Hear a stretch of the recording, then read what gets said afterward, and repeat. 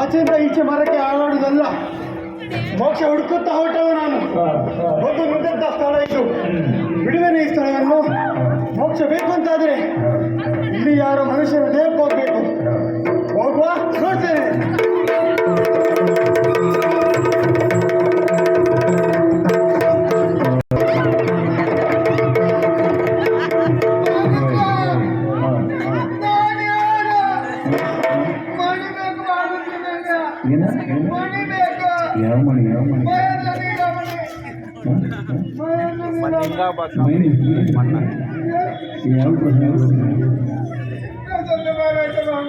ಎಂತ ಆಯ್ತು ನೋಡಿ,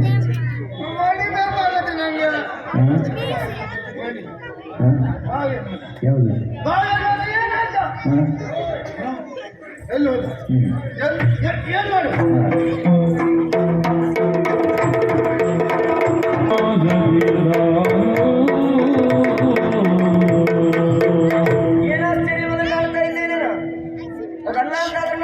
ಒಂದೊಂದು ದಿನಕ್ಕೆ ಒಂದೊಂದು ರೀತಿಯಾಗಿ ವರ್ತನೆ ಮಾಡ್ತಾ ಇದ್ದಾರೆ. ಒಂದು ದೇವರನ್ನು ನೋಡುವಾಗಲೇ ನನಗೆ ಬೇಸರ ಉಂಟಾಗುತ್ತೆ. ಅದು ಸರಿ, ಯಾಕೆ ಹೀಗಾಯ್ತು? ಹೌದು, ಒಂದು ರೀತಿ ಮಣ್ಣು ಬೆಟ್ಟಿನ ಹಾಗೆ ಮಾಡ್ತಾ ಇದ್ದಾರೆ.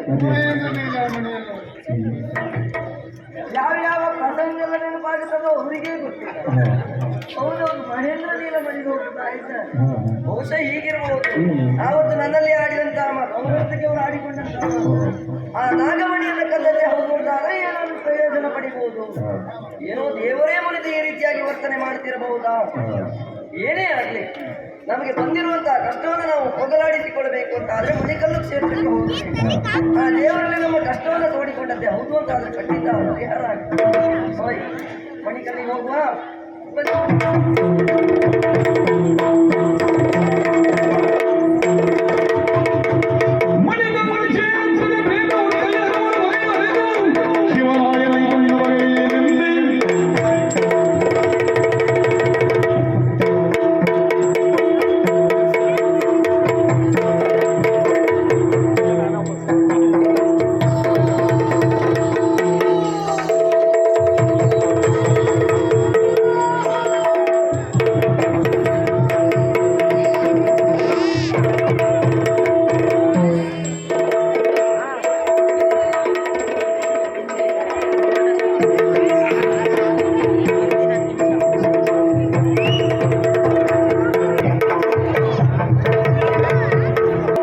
ಮಾಡ್ತಾರೆ ಅಂತ.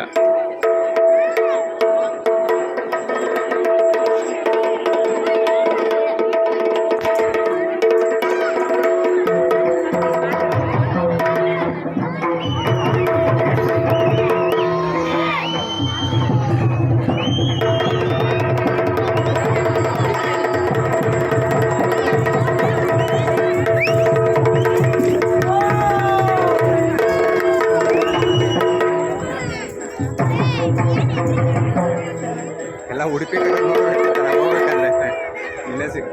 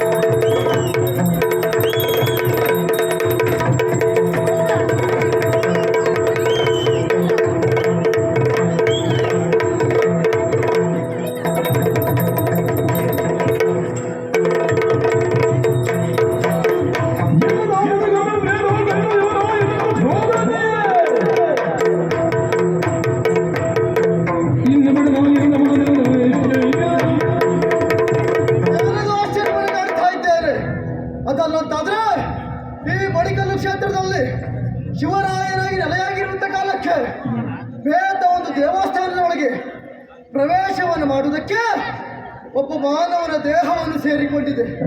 ಬಿಡ್ತೇನೋ ಇಲ್ವೇ ಅಲ್ಲ? ಪ್ರಶ್ನೆ ಮಾಡಬೇಕು ಅಂತಾದ್ರೆ ನೇರವಾಗಿ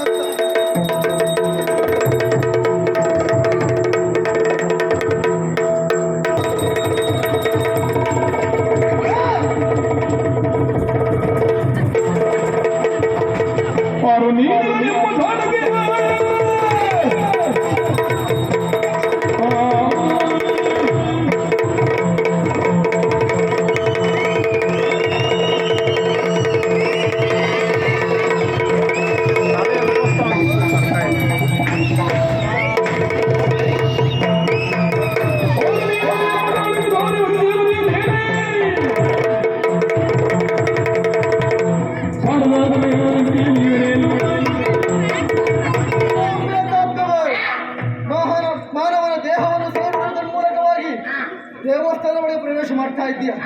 ಯಾಕೆ ಎಲ್ಲವನ್ನೂ ಹೇಳಿದ್ರೆ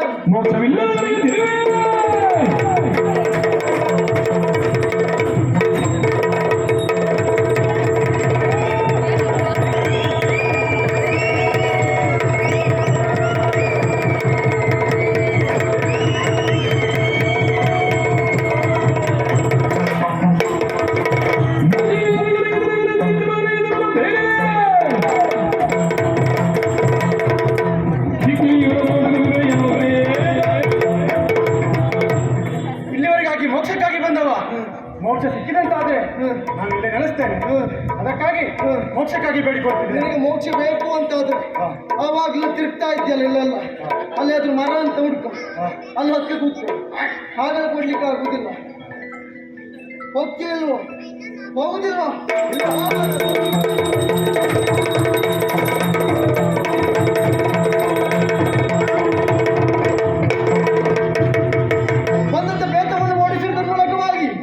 ಕಾರ್ಯವನ್ನು ಮಾಡಿದ್ದೇನೆ.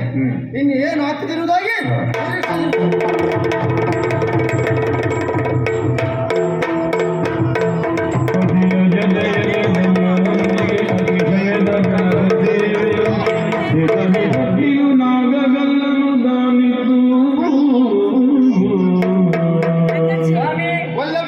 ಒಂದು ಕಾಲದಲ್ಲಿ ನೀವು ಮದ್ಯ ವ್ಯಸನಿಯಾಗಿದ್ದವರು, ಇವತ್ತು ನೋಡಿ ನಾವು ದೇವರ ಕೃಪೆಗೆ ಪಾತ್ರರಾಗಿದ್ದೇವೆ.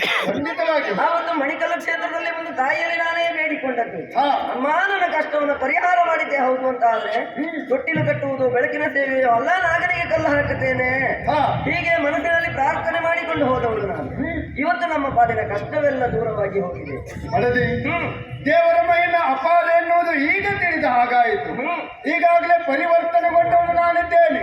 ಅನೇಕ ವರ್ಷಗಳು ಸಂದು ಹೋದರೂ ಕೂಡ ನಮ್ಮಿಬ್ಬರ ದಾಂಪತ್ಯ ಜೀವನದಲ್ಲಿ ಮಕ್ಕಳ ಭಾಗ್ಯನ್ನು ಇಲ್ಲ ಎನ್ನುವ ಹಾಗೆ ಹಬ್ಬಪಿಸುತ್ತಾ ಇದ್ದವರು ನಾವಿದ್ದೇವೆ. ದೇವರೇ ನಮ್ಮ ಪಾಲಿಗೆ ಸಂತಾನವನ್ನು ಕರುಣಿಸಿದ್ದಾನೆ ಎಂಬಲ್ಲಿಗೆ ನಾವು ಸಂತೋಷಗೊಳ್ಳಬೇಕು. ಹಾಗೆ ನಾವು ಸಂತೋಷಗೊಂಡಂತ ನಾವು ಈ ಕ್ಷೇತ್ರಕ್ಕೆ ಬಂದಿದ್ದೇವೆ. ದೇವರ ದರ್ಶನ ಭಾಗ್ಯವನ್ನು ಪಡೆದು ನಾವು ಮುಂದೆ ಸಾಗಬೇಕಲ್ವೇ? ಹೌದಲ್ಲ? ಹಾಗೆ ದರ್ಶನ ಸೇವೆ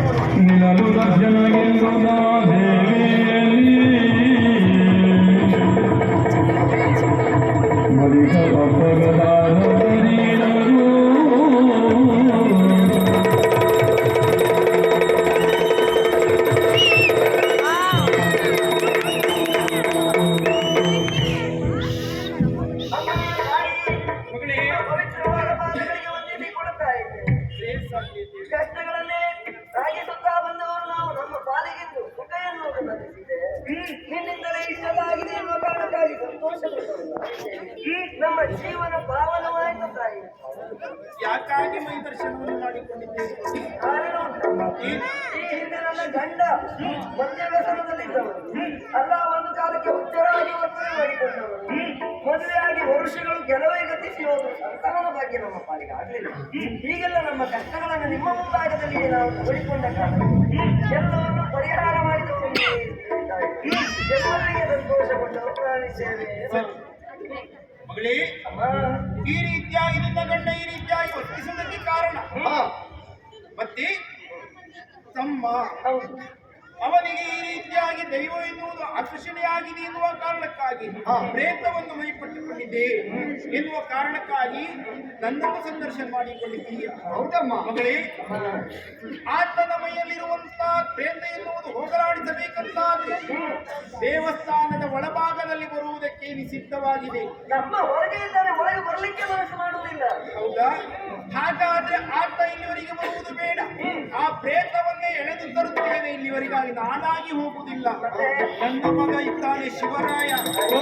ಶಿವರಾಯ ನೇರವಾಗಿ ಹೋಗಿ ಆ ಪ್ರೇತವನ್ನು ಎಳೆದು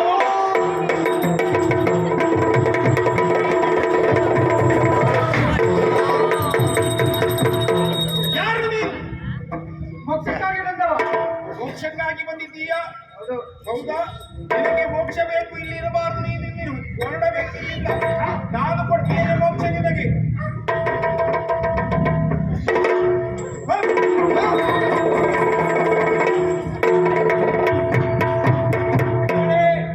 ನಿನ್ನ ಗಂಡ ಈ ರೀತಿಯಾಗಿ ವರ್ತನೆ ಮಾಡುವುದಕ್ಕೆ ಮಧ್ಯವಸನೆಯಾಗಿದ್ದಾನೆ. ಕಾರಣ ಯಾರು ಎಷ್ಟೇ ಹೇಳಿದ್ರು ಬಿಟ್ಟವರಲ್ಲ ತಾಯಿ. ನೀನೇ ಎತ್ತೀಯ ಮಗಳೇ. ಹೌದು. ಆದ್ರೆ ಕಾರಣ ಯಾವುದು? ಈ ಹಿಂದೆ ನನ್ನ ಕ್ಷೇತ್ರದಲ್ಲಿ ಕಳ್ಳತನ ವ್ಯರ್ಥ ಮಾಡಿದಂತಹ ಕಾರಣ ನೀನು ಆಡಿಕೊಂಡಿರುವಂತಹ ಹರಿಕೆ ಯಾವುದು ಗೊತ್ತುಂಟಾ? ಹೌದಮ್ಮ, ನಾಗಮಣಿಯನ್ನ ಕರೆಯುವ ಮನ ಮಾಡಿದ್ದಾರೆ, ಆಗ ಹೊಯ್ಲು ನೀಡ್ತೇನೆ ಎನ್ನುವಾಗ ನಾನು ಕೋಪದಿಂದ ಬಯಲುತ್ತೇನೆ. ಸತ್ಯ. ಹೌದಾ? ಕೊಟ್ಟಿದ್ದೀಯಾ? ಇನ್ನು ಮೇಲೆ ಉಂಟಾ ನಂಬಿಕೆ ಅಥವಾ ಗೌರವದಿಂದ ನಾನು ಆ ರೀತಿಯಾದ ಮಾತುಗಳನ್ನು ಆಡಿದ್ದೇನೆ. ಆದ್ರೆ ನಿನಗೆ ಮಾಪಿ ಕೊಡ್ತೇನೆ, ಆತನಿಗೂ ಮಾಪಿ ಕೊಡ್ತೇನೆ. ಹೇಳಿದ ಹರಿಕೆ ಎನ್ನುವುದು ಇಲ್ಲಿಗೆ ಸಂದಾಯವಾಯಿತು ನನ್ನ ಕ್ಷೇತ್ರಕ್ಕೆ. ಮೊದಲು ಮನುಷ್ಯನ ಶಿರಿಯ ಸೇವೆಗೆ ನಿರದ ನಿನ್ನನ್ನು ಕರೆಸಿಕೊಳ್ಳುವೆ. ತೋರು ಜಗದಲ್ಲಿ ಎಂಬ ಮಹಿಮೆಯ ನೆನದ ಹರಸಿಯೇ.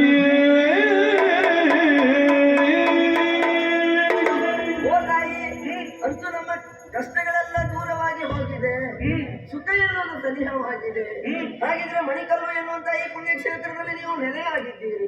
ನಿಮ್ಮ ಸೇವೆಯನ್ನ ಯಾವ ರೀತಿ ಮಾಡಬೇಕು, ಹೇಗೆ ಮಾಡಬೇಕು ಎನ್ನುವ ವಿಚಾರದ ಕುರಿತು ನಮಗೆ ಅರಿವಿಲ್ಲ. ಅದನ್ನು ನೀವೇ ತಿಳಿಸಬೇಕು ತಾಯಿ. ಮಗಳೇ, ಅಮ್ಮ, ನನ್ನ ಕ್ಷೇತ್ರದಲ್ಲಿ ಅದೆಷ್ಟೋ ಗಣಗಳು ನೆಲೆಯಾಗಿ ನಿಂತಿದ್ದಾವೆ. ಎಲ್ಲದಕ್ಕೂ ಸೇವೆಯಾಗಬೇಕು.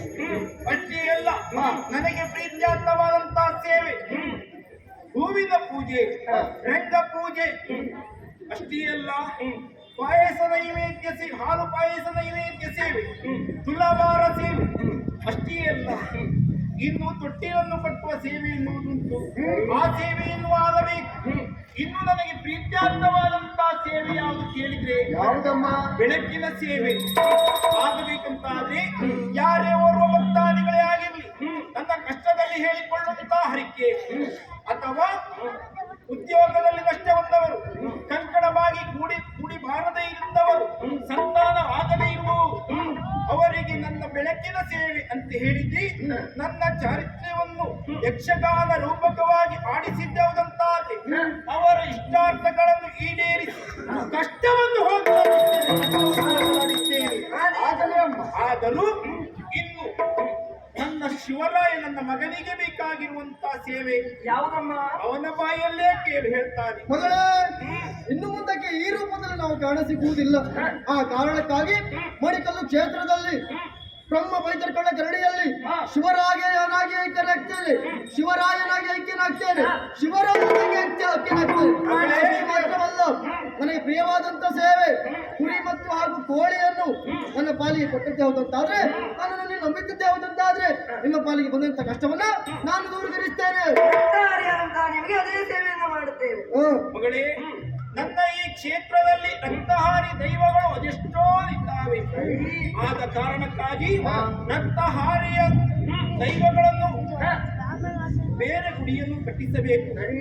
ಅಷ್ಟೇ ಅಲ್ಲ, ಹಾಲು ಹಣ್ಣು ನೈವೇದ್ಯವನ್ನು ಸೇವಿಸುವಂತ ದೈವಗಳನ್ನು ಅದಕ್ಕಾಗಿ ಒಂದು ಗುಡಿಯನ್ನು ಕಟ್ಟಿಸು, ನನಗಾಗಿ ಒಂದು ಗುಡಿಯನ್ನು ಕಟ್ಟಿಸು.